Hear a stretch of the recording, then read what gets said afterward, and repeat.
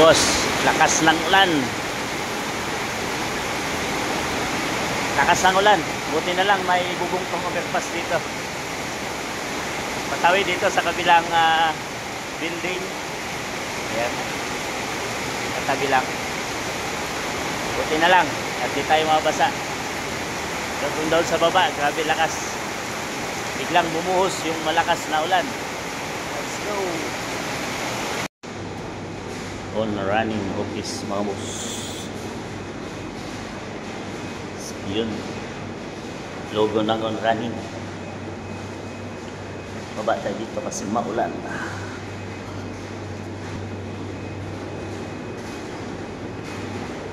On running office.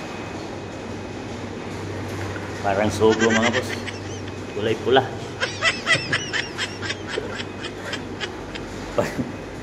Pag ay sao? Muha. Lakas ng ulan. Ito yung office namin mga boss ng on running. Pumasok ka. Kulay pula. Kapag kamalan mong sugo. Ito yung logo ng on running shoes.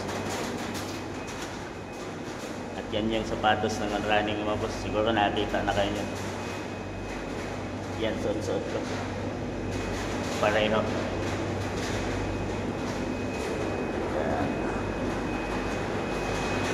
Run on clouds. Kulay pula mga boss. So kala mo sugo. Punta ka sa taas, front desk. Front desk ng sugo. Ito yung office na kulay pula. Samantalang dito mga blue yung office namin. At kulay ng building. Yan, kahit mga gutter, kulay blue.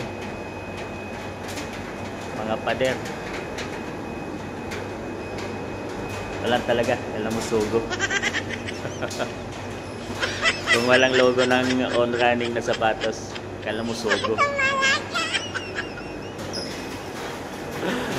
Let's go. Ulan. Tawid tayo dito sa kabila. Buti humina na yung ulan. Tawid tayo mga boss. Aray ko. Punta tayo. Yun, ganitong pag-apply ng cement dito sa outsole ng sapatos mga boss. Kita mo yung worker, napakabilis at kabisado niya na yung pag-apply ng cement tsaka primer mga boss para dumikit yan. Hiwalay kasi yan mga boss, no? At binubuo na lang yan doon sa dulo. Operation by operation ang dadaanan yan mga boss. Yan, ang galing. Pero dito naman sa kabilang side mga boss, no, ay meron na ditong robotic na naghahakot ng mga finished product na nakatray yan mga boss. Yan o, nakita nyo, nakaset na yan mga boss. At kinukuha, sinasakay at tinatakbo na lang niya. At nyadala niya doon sa mga line. Yung SF7 na nakasulat mga boss ay line yun. Dyan, may per line kasi yan. At doon niya dadalhin yung ano na yan, yung daladala niya.